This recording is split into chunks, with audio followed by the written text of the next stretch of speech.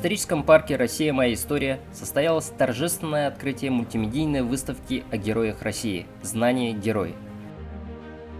Выставка призвана представить спецоперацию через призму человеческих судеб. Наша миссия – создать пространство для эмоционального сопереживания и осмысления, где герой предстает не как абстрактный символ, а как многогранная личность со своей памятью, болью и надеждой. Это такое очень большое событие, по крайней мере для меня, потому что я тот человек, который там был, там присутствовал, знаю, о чем речь идет. Ну и ребята, да, мои сослуживцы, для них это тоже такое посмотреть. Вот я сегодня посмотрел бронежилет и каску с поля боя погибшего героя России нашего. И вот этот, все, запах вот это, как будто на секунду опять вернулся туда.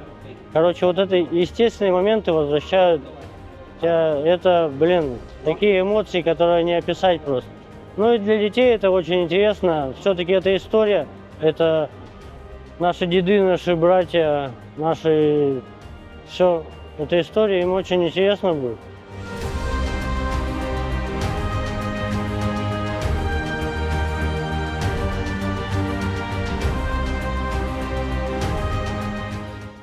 Во-первых, хочется поздравить вас с открытием выставки. Действительно, такая выставка в наше время необходима, потому что, как мы все знаем, победа куется в тылу, и для подрастающего поколения знать свою историю, прививать любовь к своей родине, это достойно большого внимания. И вот в этом году у нас в республике год культуры. И если посмотреть намного шире, то это культура общения, это культура взаимоотношений в семье, культура любви к своей родине. Поэтому вот эта выставка именно вот в преддверии замечательного праздника Дня защитника Отечества очень хорошо. И это развивает патриотические чувства подрастающего поколения.